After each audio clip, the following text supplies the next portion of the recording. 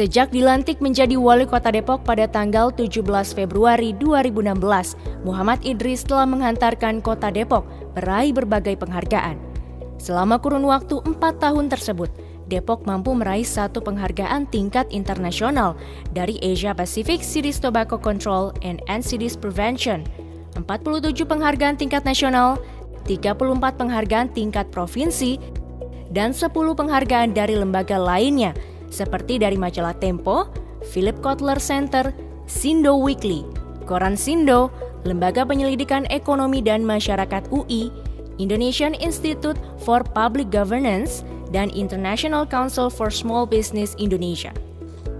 Jika dirata-ratakan, setiap bulannya Kota Depok meraih 2 penghargaan. Salah satu penghargaan yang paling bergengsi adalah Piala Adipura.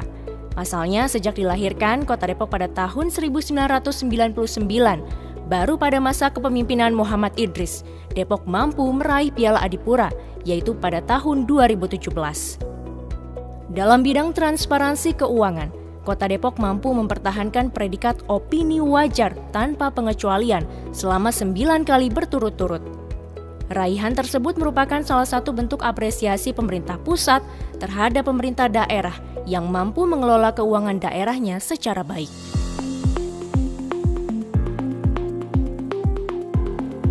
Pembangunan alun-alun Kota Depok. Pembangunan alun-alun kota merupakan salah satu realisasi janji kampanye Muhammad Idris.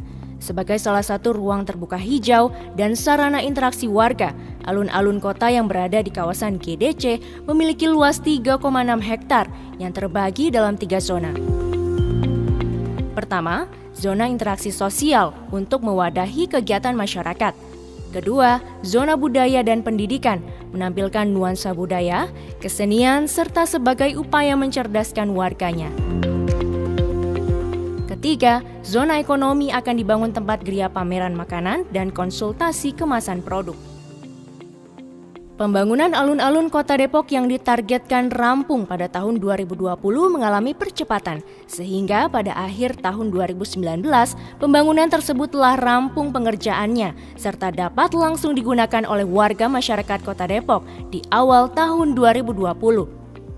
Sebagai ruang terbuka hijau yang memiliki banyak fungsi, alun-alun Kota Depok memiliki fasilitas yang dapat digunakan oleh masyarakat, seperti tempat pertunjukan seni dan budaya, trek sepeda BMX atau skateboard, geria pamer, menara pandang, lapangan basket, wahana wall climbing, lapangan futsal, musola, toilet nyaman, pojok anak, taman lansia, co-working space, serta area parkir.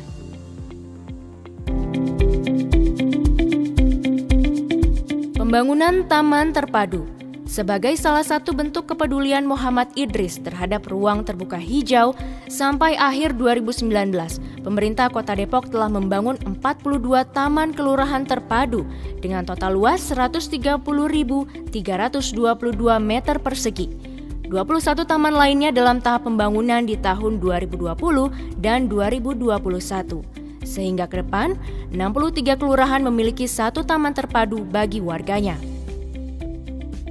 Selain taman kelurahan terpadu, Pemkot Depok pun telah merampungkan 17 taman jalur dengan total luas 57.596 meter persegi, 10 taman pulau jalan dengan total luas 1.500 meter persegi, 118 taman RT RW dengan total luasan 6.140 meter persegi, 1 kebun botani dengan luas 2.000 meter persegi, serta 1 taman hutan raya dengan total luas 71.559 meter persegi. Pembangunan di bidang pendidikan. Dalam bidang pendidikan, Muhammad Idris telah memberikan sejumlah bantuan kepada 27.538 siswa-siswi tingkat SDMI, 10.496 siswa-siswi tingkat SMP MTS, 1.610 siswa-siswi tingkat SMA, SMK, MA, 5.945 guru swasta TK PAUD, 504 guru swasta PKBM, 97 guru swasta SLB, 3.491 guru swasta SDMI, 2.892 guru swasta SMP MTS, 1.621 guru honorer SD, dan 216 guru honorer SMP. Selain memberikan bantuan kepada siswa miskin dan para guru, periode kepemimpinan Muhammad Idris pun telah membangun sebanyak 40 ruang kelas sekolah dasar, 3 kelas baru SMP, renovasi 19 sekolah SD, renovasi 12 SMP negeri, pembangunan SMPN baru, serta membangun gedung PGRI Kota Depok dan gedung Pramuka sebagai bentuk dukungan terhadap dunia pendidikan.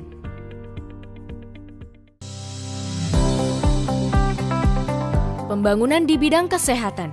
Di bidang kesehatan, janji Wali Kota Depok difokuskan pada pertama, pembangunan Rumah Sakit Umum Daerah Wilayah Timur.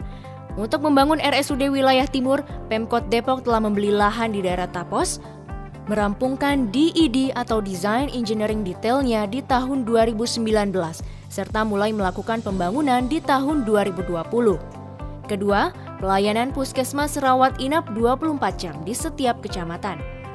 Selain fokus terhadap 2 prioritas pembangunan di bidang kesehatan, Pemkot Depok telah berhasil membangun gedung baru RSUD Sawangan serta 8 gedung puskesmas baru. Puskesmas Cilodong, Puskesmas Harjamukti, Puskesmas Mampang, Puskesmas Ratu Jaya, Puskesmas Pondok Sukmajaya, Puskesmas Kedaung, Puskesmas Rangkapan Jaya, dan Puskesmas Pasir Putih. Selain itu, sebanyak 20 puskesmas lainnya telah dilakukan renovasi.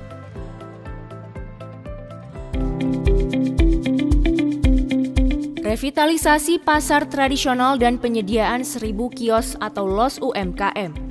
Selama 4 tahun memimpin, Muhammad Idris telah merevitalisasi 5 pasar yang ada di Kota Depok, pembangunan 1 pasar baru, serta menyediakan 1.000 LOS atau kios bagi UMKM.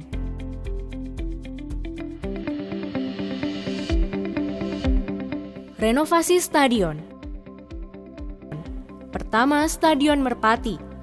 Sejak dibangunnya Stadion Merpati, baru pada masa pemerintahan Muhammad Idris, stadion ini mendapatkan perhatian yang serius serta mengalami renovasi yang signifikan.